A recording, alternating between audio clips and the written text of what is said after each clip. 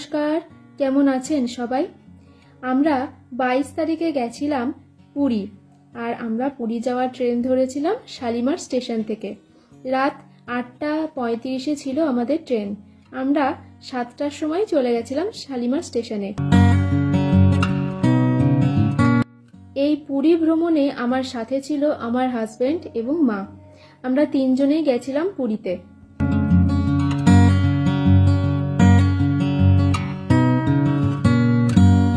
বাড়ি থেকেই টোটো ধরে আমরা পৌঁছে গেছিলাম শালিমার স্টেশনে, কিন্তু আমরা যে দিকে প্রথমে যাই সেই দিকে কাজ চলার কারণে স্টেশনের একদম ভেতরে আমরা যেতে পারিনি। তাই আমাদের টোটো ঘুরে আবার শালিমার স্টেশনেরই আরেকটি গেটের সামনে নিয়ে আসে। স্টেশনে গিয়ে আমরা বেশ কিছুক্ষণ অপেক্ষা করেছিলাম ট্রেনের জন্য। আমাদের ট্রেন ছেড়েও ছিল অনেক লেটে। তখন আর কি করব, মা বাবার সাথে একটু ফোনে গল্প করি, কিছুটা ছবি তুলি, আর আমরা তিনজনে মিলে কিছুটা গল্প করেছিলাম।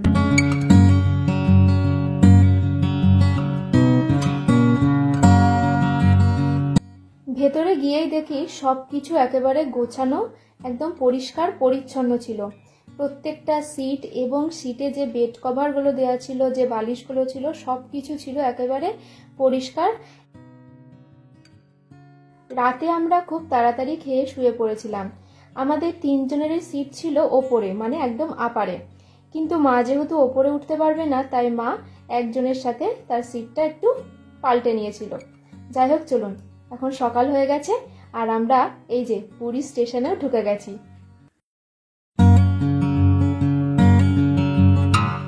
এইবারের পুরী ভ্রমণটা ছিল আমার সেকেন্ড টাইমের ভ্রমণ।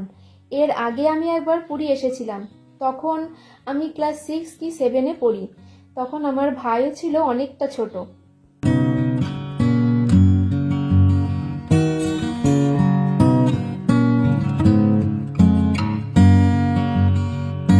অনেকের কাছেই শুনেছি যে তারা প্রতি বছর পুরী ঘুরতে যায়, কিন্তু আমারও একবার ঘোরা হয়েছিল। তারপরে আবার এই সেকেন্ড টাইম আমি গেছিলাম পুরী ঘুরতে। আমি যখন প্রথম পুরী গেছিলাম তখনই আমার সত্যিই খুব ভালো লেগে গেছিল পুরী।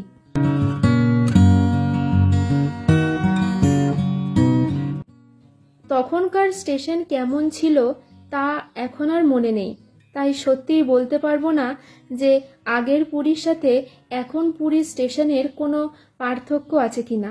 এই যে আমরা টোটোয় উঠে পড়েছি, এরপর আমরা চলে গেছিলাম আমাদের হোটেলের দিকে।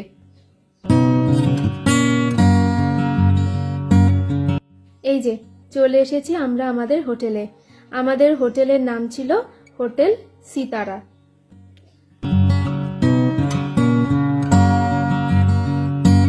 আমরা 6:45-র সময় হোটেলে পৌঁছে যাই, কিন্তু তখনও আমাদের রুম খালি হয়নি। তাই কি আর করা যাবে, আমরা আমাদের লাগেজ ওখানেই রেখে বেরিয়ে পড়েছিলাম সমুদ্র দেখতে। যদিও আমাদের প্রথমে ঠিক হয়েছিল যে আমরা প্রথমে একটু ফ্রেশ হয়ে তারপরে সমুদ্রে যাব, কিন্তু কি আর করা যাবে, মনকে আটকে রাখা আর সম্ভব হয়নি। তাই আমরা লাগেজ ওখানেই রেখে চলে গেছিলাম সমুদ্রের কাছে। হোটেল থেকে আমাদের জানানো হয়েছিল যে 7:20-তে রুম খালি হবে। তো ওইটুকু সময় আমরা প্রথমে সমুদ্রে ছিলাম। তারপর আমরা আবার হোটেলে যাই, রুম নিয়ে একটু ফ্রেশ হয়ে আবার চলে গেছিলাম সমুদ্রে স্নান করতে।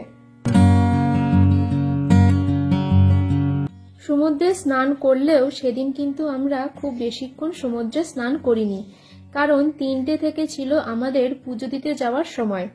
আমরা সেই দিন পৌঁছেই পুজো দিতে চলে গেছিলাম। এই যে বেরিয়ে পড়েছি আমরা পুজো দিতে। সেদিন আমরা অটো করেই পুজো দিতে গেছিলাম। তবে এই অটো স্ট্যান্ডটা কিন্তু ছিল আমাদের হোটেলের একদম পাশেই, আমাদের কিন্তু বেশি দূরে যেতে হয়নি। এই যে আমরা বেরিয়ে পড়েছি, চলুন এবার মন্দিরের দিকে যাওয়া যাক।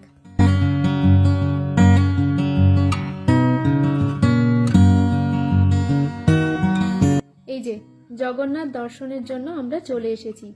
সেই দিন আমরা প্রবেশ করেছিলাম দক্ষিণ দ্বার দিয়ে। দক্ষিণ দ্বার অর্থাৎ ঘোড়াদ্বার। ঘোড়াদ্বার দিয়েই আমরা সেদিন প্রভু জগন্নাথকে দর্শনের জন্য প্রবেশ করেছিলাম। মন্দিরে প্রবেশ করার আগে আমাদের জুতো আর মোবাইল জমা রাখতে হয়েছিল। তবে শুধু জুতো আর মোবাইল নয়, সাথে যদি কোনো খাবারের জিনিস কিছু থাকে সেটাও কিন্তু জমা রাখতে হয়। এই যে এই হচ্ছে ঘোড়াদ্বার। এই দ্বার দিয়েই আমরা প্রবেশ করেছিলাম মন্দিরে। তবে মন্দিরের ভেতরে যেহেতু ফোন অ্যালাউ নেই, সেই জন্য মন্দিরের ভেতরের দৃশ্য আমি আপনাদের সাথে শেয়ার করতে পারছি না। আমরা যখন মন্দির থেকে পুজো দিয়ে বেরোচ্ছিলাম তখন মন্দিরের ওই ওপরে ধ্বজা পাল্টানো হচ্ছিল। চলুন আপনাদের সাথেও শেয়ার করব।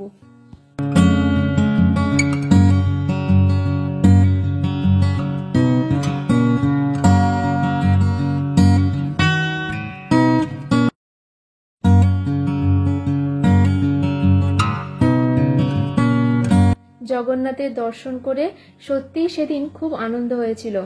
সাথে উপরি পাওনা ছিল এই ধ্বজা পাল্টানোর দৃশ্য। সত্যি একটা অন্যরকম মুহূর্তের সাক্ষী হয়েছিলাম সেদিন আমরা সকলে। পুজো দিয়েই আমরা চলে গেছিলাম আমাদের হোটেলে। সেখানে গিয়ে জামা কাপড় পাল্টে একটু ফ্রেশ হয়ে আবার চলে যাই সমুদ্রের ধারে। দেখুন কি অসাধারণ সুন্দর লাগছে এখান থেকে মন্দির। সত্যি যেন স্বপ্নের মতো ছিল সেই দিনের ওই দৃশ্যটি। আকাশ ছিল একদম মেঘমুক্ত।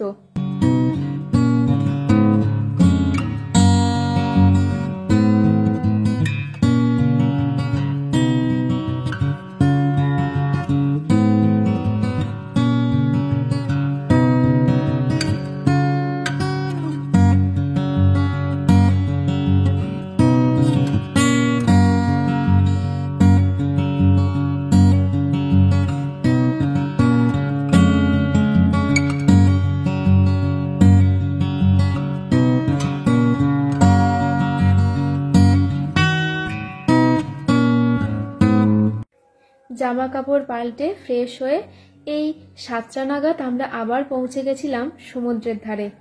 উপভোগ করেছিলাম রাতের অন্ধকারে সমুদ্রের ওই সুন্দর রূপ।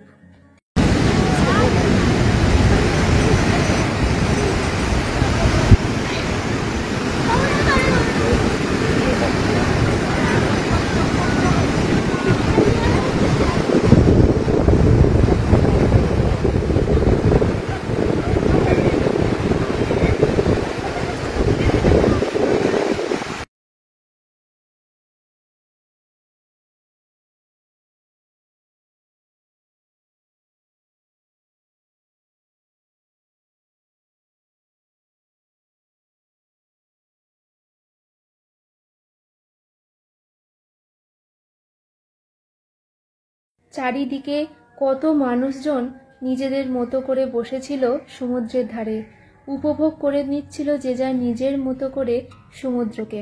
সত্যি যেন একটা অন্যরকম শান্তি হচ্ছিল সেদিন সমুদ্রের কাছে গিয়ে।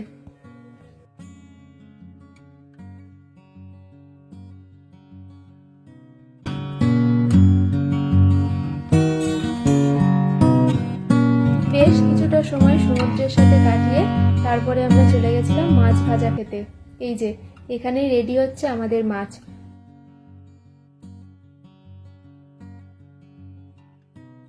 এই যে মাছ ভাজা রেডি।